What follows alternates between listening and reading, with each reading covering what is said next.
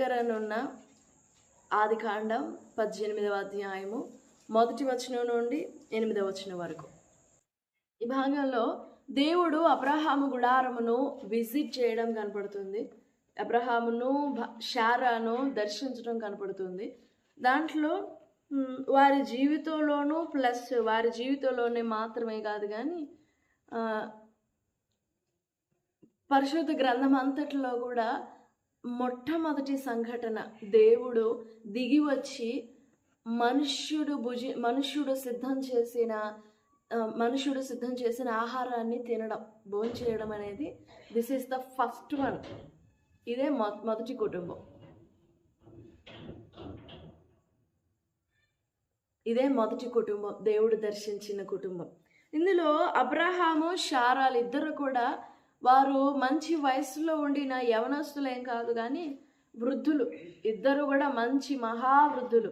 ఒకరికి 100, ఒకరికి 90 వయసు ఉంటుంది. ఈ వయస్సులో దేవుడు వాళ్ళతో మాట్లాడడానికని వాళ్ళని దర్శించి వారికి తన వాక్యం ఇవ్వాలని వచ్చారు. వారికి తన వాగ్దానం ఇవ్వాలని, రేపటికి మరుసటి కాలంలో నేను మరలా వస్తాను, అప్పటికల్లా మీ చేతిలో కుమారుడు ఉంటాడు, అప్పటికి మీ గర్భం తెరవబడుతుంది, అప్పటికల్లా నేను చేస్తూ వచ్చిన వాగ్దానాలు ప్రవచనాలు అన్నీ కూడా స్టార్ట్ అవుతాయి అని ఇంటికొచ్చి మరీ చెప్పడానికని దేవుడు వాళ్ళిద్దరిని ఎంచుకున్నాడు. ఎవరిద్దరిని? శారాని, అబ్రహాంని. వారిద్దరి జీవితంలోనూ ప్లస్ మానవ జీవితంలో, మానవ జాతి అంతటి జీవితంలో మొట్టమొదటి కార్యం అన్నమాట ఇది. దేవుడు అది కూడా త్రిత్వముగా ఒక గుహలో, ఒక గుడారంలోనికి దిగి వచ్చి ఆయన వారితో కలిసి భోజనం చేయడం అనేది ఫస్ట్ టైం అన్నమాట. ఏది? యేసుప్రభు వారు శరీరం దాల్చిన తర్వాత కాదు. యేసుప్రభు వారు శరీరం దాల్చుకొని వచ్చినప్పుడు ఆయన 33.5 సంవత్సరాలు జీవించారు. 33.5 సంవత్సరాల కాలంలో ఆయన జీవించి ఆయన భోంచేశారు, నిద్రపోయారు, నడిచారు, మాట్లాడారు. సేమ్ మనుషునిలాగానే జీవించారు. అది వేరే విషయం, ఎందుకంటే ఆయన శరీరంలో ఉన్నాడు కాబట్టి.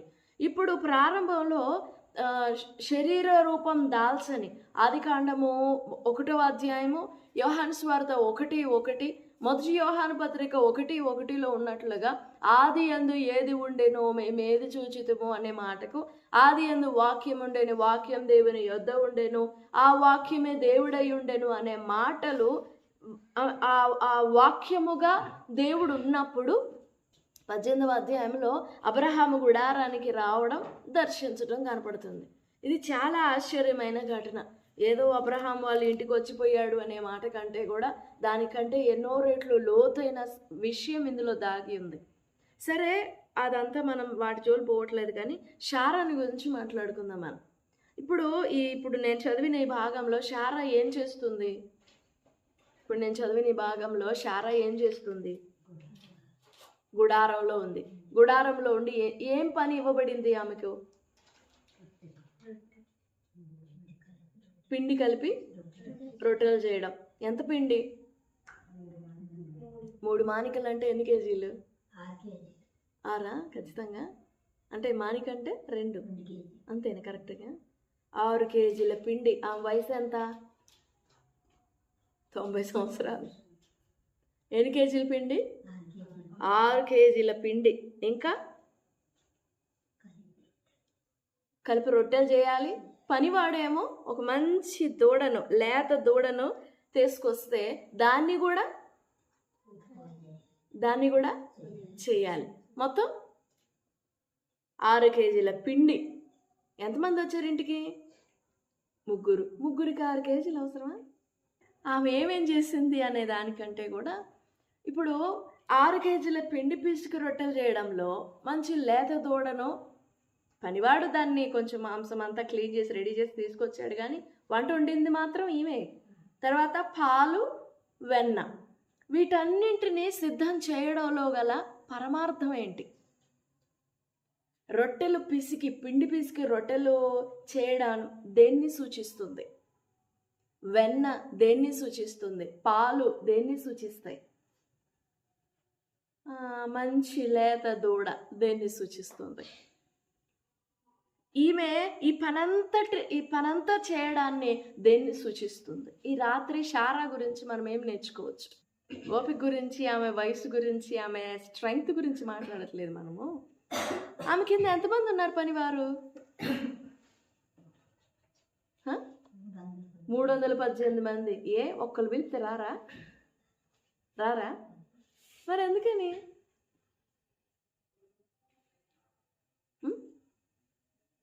ఎందుకని పిలవలేదు శారా? పని వాళ్ళకి ఇచ్చి చేపించలేదు ఎందుకు? తలా ఒక 5గురిని తీసుకొచ్చేస్తే 6గురిని తీసుకొస్తే 6 కేజీలు కలపలేకపోయారా? ఇంకొక 10 మందిని పిలిస్తే గబ రొట్టెలు చేయలేకపోయారా? ఎందుకని అలా చేయలేదు శారా? ఆలోచించండి. తనే ఎందుకు చేయాలి? పక్కన వాళ్ళకి ఇవ్వచ్చు కదా. నేనే చేయాలి, దాన్ని ఏమనుకోవచ్చు, దానికి ఏం మాట పెట్టచ్చు మనం? నేనే చేయాలి, నా ప్రభుకి నేనే చేయాలి, నా ప్రభువులకు నేనే చేయాలి, వచ్చిన అతిథికి నేనే చేయాలి, దాన్ని ఏమనొచ్చు? ఇష్టం. ఇంకేమన్నా పదాలు జోడించండి. ప్రేమ. ఇంకా గౌరవం. ఇంకా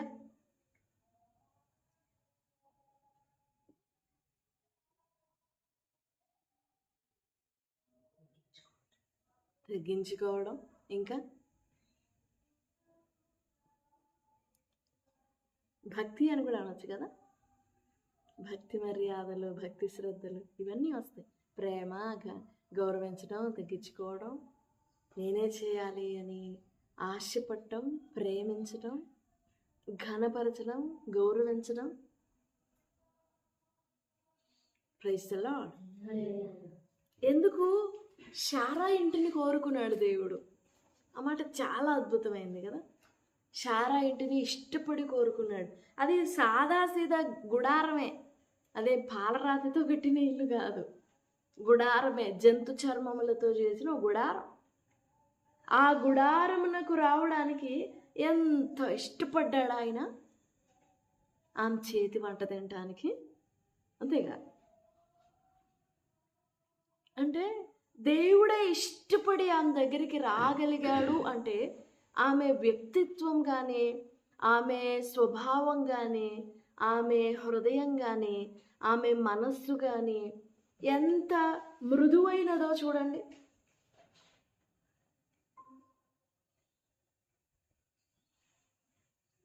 ఆలోచించండి. దేవుడే ఆమె ఇంటికి, ఆమె గుడారానికి రావడానికి ఇష్టపడ్డారంటే పరలోకంలో ఉన్న సకల మహిమ వదిలిపెట్టి త్రిత్వముగా, ఏది నార్మల్గా కూడా కాదు, త్రిత్వముగా శారా గుడారమునకు రావడానికి ఇష్టపడ్డారు అని అంటే ఖచ్చితంగా ఇష్టపడ్డారు అని అంటే ఆమె మనస్సు కానీ, ఆమె హృదయం కానీ, ఆమె వ్యక్తిత్వం కానీ, ఆమె స్వభావం కానీ ఎంత చక్కనిదై ఉంటుంది. ఒక గృహం యొక్క అందం కానీ, ఘనత కానీ, ఆ గృహం యొక్క అందాన్ని, ఘనతని నిలబెట్టేది ఎవరు? స్త్రీయే. ఆ ఇంటికి ఎవరైనా రావాలన్నా స్త్రీయే. ఆ ఇంటికి ఎవరైనా పోకూడదు అన్నా స్త్రీయే. ఇప్పుడు 19వ అధ్యాయంలో, వెంటనే 19వ అధ్యాయంలో దూతలు అబ్రహాం ఇంటికి వచ్చిన వారే, ఆ దూతలే లోతు గుడారానికి కూడా వెళ్ళారు. లోతు గుడారానికి వెళ్ళినప్పుడు అక్కడ పిండి పిసుకు రొట్టెలు చేసింది ఎవరు? లోతు. మరి ఈమెం చేస్తుంది? ఈవిడేం చేస్తుంది? లోతు భార్య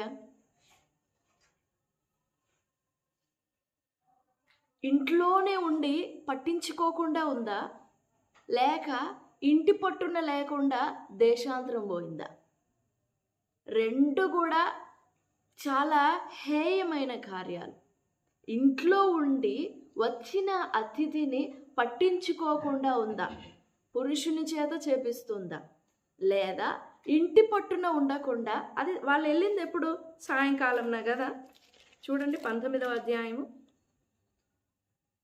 ఆ సాయంకాలమందు ఆ ఇద్దరు దేవదూతలు సొదొమ చేరునప్పటికీ లోతు సొదొమ గవిని యొద్ద కూర్చుండి ఉండెను. లోతు వారిని చూచి వారిని ఎదుర్కొనుటకు లేచి సాష్టాంగ నమస్కారము చేసి వారిని బలవంతం చేశాడు. 3 అయినను అతడు మిక్కిలి బలవంతం చేసినప్పుడు వారు అతని తట్టు తిరిగి అతని ఇంట ప్రవేశించిరి.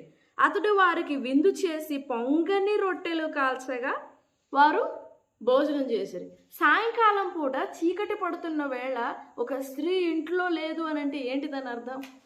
ఆమె అక్కడ ఉందా లేదా? లోతు పిండి పిసికి రొట్టెలు కాల్చాల్సి వచ్చింది, రొట్టెలు చేయాల్సి వచ్చింది. అప్పుడు ఆమె ఏం చేస్తుంది? నా మాట అర్థమవుతుందా? అప్పుడు ఆమె ఏం చేస్తుంది? ఇంట్లో ఉందా? ఉండి ఏం చేస్తుంది? ఇంట్లో లేదా? బయటకు ఎందుకు వెళ్ళావు ఆ టైంలో? అది సాయంకాలమో పగలపూట అంటే ఏదైనా పని మీద వెళ్ళావు అని అనుకుందాం, ఉదయం పూట అన్నా ఏదన్నా పని మీద వెళ్ళావు అనుకుందాం. సాయంకాలం చీకటి వేళలో, చీకటి పరిస్థితులలో బయట నీకేం పని? ఓ స్త్రీకేం పని? సరే, దేవదూతలు వచ్చారు అన్నప్పుడు, మీ ఇంటికి ఎవరో అతిథులు వచ్చారు అన్నప్పుడు ఆమె దాకా వార్త పోదా? ఏ ఇంటికాడో కూర్చొని ముచ్చట్లాడుతుంది, ఆమె దగ్గరికి వార్త పోదా? అమ్మా లోతు భార్య మీ ఇంటికి చుట్టాలు వచ్చారు అని చెప్పరా? మరి ఎందుకు రాలేదామె? నా మాట అర్థమవుతుందా? అబ్రహాము భార్యకి లోతు భార్యకి చాలా వ్యత్యాసం ఉంది. లోతు భార్య కుటుంబాన్ని ఛిద్రం చేసేసింది, అపవిత్రం చేసింది. ఒక మాట చెప్పాలంటే శారా కుటుంబాన్ని చాలా జ్ఞానంతో కట్టుకుంది. లోతు భార్య, అబ్రహాము భార్య ఇద్దరి గృహాలకి వచ్చారు దేవుని దూతలు. అబ్రహాం గుడారానికి వచ్చారు, లోతు గుడారానికి వచ్చారు. కానీ ఏ ఇంటిలో, ఏ గుడారంలో అతిథి మర్యాదలు బాగా జరిగినాయి? శారా ఇంట్లోనే. మరి మన పరిస్థితి ఆలోచన చేసుకుంటే మనం ఎట్లాగుంటాం? అతిథి మర్యాదల గురించి చెప్పడానికి నేను ఈ అంశం ఎంచుకోలేదు, కానీ ఒక స్త్రీకి ఉండవలసిన అణుకువ, చురుకు, ఆ ఉదార స్వభావం, పెట్టగలిగిన స్వభావం, చేయగలిగిన స్వభావం. 3 మానికల పిండి కలిపి పెట్టాలా నేను ఇప్పుడు, నా వల్ల కాదు పో అని ఇసురు కొట్టలేదు. ఎవరు? శారా. నా వల్ల కాదు పో అని విసిరివేయలేదు. విసిరి కొడితే ఏం చేయలేడు అబ్రహాము. కానీ అది అలాంటి ఇల్లు కాదు, దేవుడు ఇష్టపడి వచ్చిన ఇల్లు. లోతు గుడారానికి ఇష్టపడి వెళ్ళాల.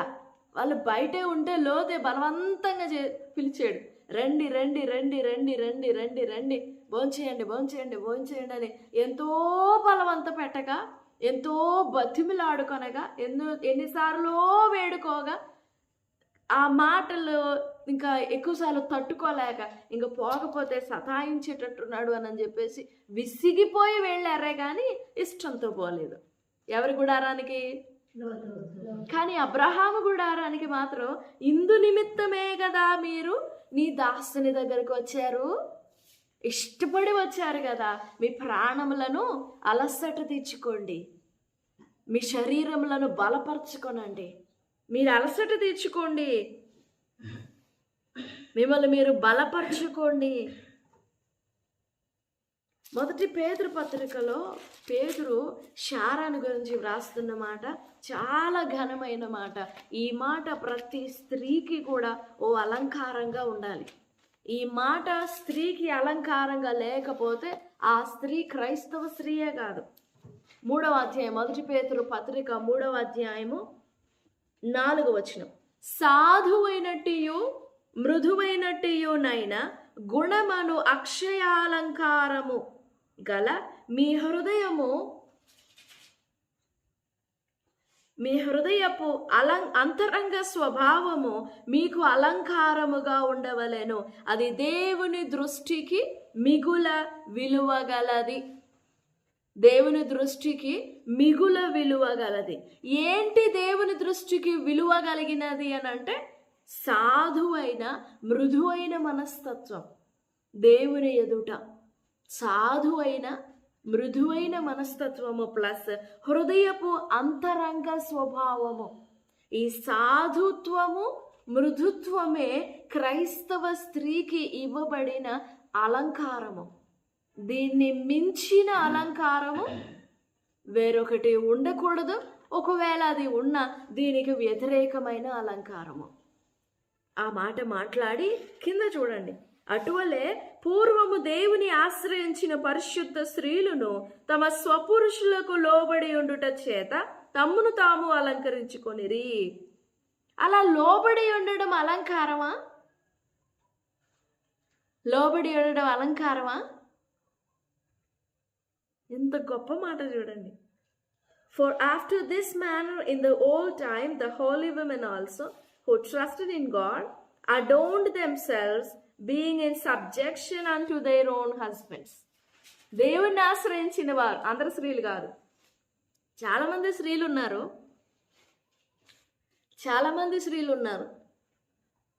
భక్తి చేసిన వాళ్ళు చాలామంది ఉన్నారు. కానీ పరిశుద్ధ స్త్రీలు, దేవుని ఆశ్రయించిన వారు ఎన్ని కేటగిరీస్ ఉన్నాయో చూడండి. పూర్వము దేవుణ్ణి ఆశ్రయించిన పరిశుద్ధ స్త్రీలు, అందరు రారు ఈ జాబితాలోకి. దేవుణ్ణి ఆశ్రయించిన పరిశుద్ధ స్త్రీలు లోబడుట అనే అలంకారాన్ని కలిగి ఉన్నారు. శారా కూడా 318 మంది పని వారికి యజమానురాలు కావచ్చేమో కానీ తన భర్త ఎదుట లోబడి ఉండునదే. అదేనంట ఆమెకి ఇవ్వబడిన అలంకారం. విసిగించలేదు. రిబ్కాలాగా 75వ ఏట దేవుడు పిలిచాడు. 75వ ఏట వరకు పిల్లలు లేరు. మరి అప్పుడు ఎలాంటి వాళ్ళిద్దరి మధ్య ఎలాంటి సనుగుళ్ళు గొనుగులు ఉన్నాయో తెలియదు, ఎలాంటి మనస్పర్ధలు ఉన్నాయో. మరి 75వ ఏట దేవుడు పిలిస్తే నేను నిన్ను గొప్ప జనంగా చేస్తానని చెప్తే ఊరన్నీ వదిలిపెట్టేసి వచ్చేసాడు. ఎవరన్నా అలా వదిలిపెడితే ఊరుకుంటారా? స్త్రీలు పురుషులు అలా వదిలిపెడితే ఊరుకుంటారా? ప్రూఫ్స్ అన్నీ చూపించాలి. అక్కడ అలాగుంటుందమ్మా, ఇలాగుంటుందమ్మా, ఇల్లు అలాగుంటుందమ్మా అని అన్నీ చెప్తే గాను ఊరుకోం మనం. కానీ శారా ఎంత ఒప్పుకొనిందో. మరి అబ్రహాము అంత త్యాగం చేయగలిగాడనంటే దాని వెనుక శారా హస్తం కూడా ఉంది. అంతేనా? తండ్రి ఇంటిని ఉన్న తెలిసిన వాళ్ళందరినీ వదులుకుంటున్నప్పుడు ఏ స్త్రీ ఊరుకుంటుంది? మౌనంగా ఊరూరు తిరిగి తిరిగి తిరిగి తిరిగి పరవాసిగా యాత్రా జీవితం చేయాలన్నప్పుడు ఎవరు ఊరుకుంటారా? అస్సలు ఎవరైనా ఒప్పుకుంటారా అలాగా? ఒక స్థిరత్వం లేకుండా అస్థిరులుగా ఒక్క చోట నిలబడదు కాలు. అలాంటి వాళ్ళని ఎవరు ఊరుకుంటారు? కానీ అబ్రహాం అలా నడవగలిగాడు అని అంటే చాలా గ్రేట్. శారా ఆమె హస్తం చాలా ఘనంగా ఉండింది. నువ్వు లేచి నేను చూపించు పర్వతానికి వెళ్ళు అని అంటే ఆ మాటలో కూడా అబ్రహాం ఒక్కడే లేచి అన్నీ సర్దుకొని వెళ్ళిపోలేదు. అన్నీ సర్ది పెట్టించింది భార్య, సర్ది రెడీ చేసి ఇచ్చింది. అదే మృదువైన మనస్సు అంటే. మెత్తని, ఎప్పుడు కూడా మెత్తగానే, ఎప్పుడు ఏ మాట చెప్తే ఆ మాటకు లోపడటం. దేవుణ్ణి ఆశ్రయించిన పరిశుద్ధ స్త్రీలు. మనం ఆ కోవ కిందకు వస్తామా? మనం రావాలి. మనలో ప్రతి వ్యక్తి కూడా ఆ కోవ కిందకి రావాలి. ప్రతి స్త్రీ ఈ కోవ కిందకి రావాలి. దేవుణ్ణి ఆశ్రయించిన పరిశుద్ధ స్త్రీ. ఇంకంతకంటే వేరే బిరుదులు ఏమొద్దు, మనకి అవసరం లేదు కూడా. ఈ రాత్రికాల సమయంలో మన జీవితంలో పరీక్ష చేసుకొని, దేవా, ఈ శారా వలె సాధువైన మనస్తత్వం, మృదువైన మనస్తత్వం, లోబడే అలంకారం నాకు అలంకారంగా దయచి నన్ను అలా అలంకరించండి. నాకు పై రూపం అలంకారంగా కాదు, నా అంతరంగ స్వభావము నాకు అలంకారంగా ఉండాలి. నాకు నేర్పండి. శారా ఎలా చురుకుగా పనిచేస్తూ వచ్చిందో నాకు అలాంటి చురుకునివ్వండి. ఇప్పుడు దేవుడే వచ్చి ఆ ఇంట్లో బస చేయడానికి, భోజనం చేయడానికి ఇష్టపడ్డారంటే చుట్టుప్రక్కల ఉన్న మనుషుల సంగతి ఏంటి? వాళ్ళు ఇంకెంత ఆశపడతారు, ఎప్పుడెప్పుడు వెళ్ళాలా అని ఉంటారు. కొన్ని ఇళ్ళకి అలా వెళ్ళాలనిపిస్తుంది. ఎప్పుడు పిలుస్తారా, ఎప్పుడు వెళ్ళాలా అనిపిస్తుంది. కొన్ని ఇళ్ళకేమో పిలిచినా కానీ, ఇంటికొచ్చి పిలిచినా కానీ చాలా కష్టంగా ఉండిద్ది. ఏ సాకు చెప్పి వెళ్ళకుండా ఉండాలా అనిపిస్తాయి. కానీ శారా ఇల్లు అలా కాదు. గౌరవంతో ఆహ్వానించేది ఎవరినైనా అంటే అందరినీ కాదు. భూమి మీద ఉన్న పరిశుద్ధులే నాకు ఇష్టలు, వారే నాకు శ్రేష్ఠులు అంటాడు కీర్తనకారుడైన దావీదు 16వ అధ్యాయము 1 వచనం 2 వచనాలు. ఆ మాట చదువుకొని ముగించుకున్నాం.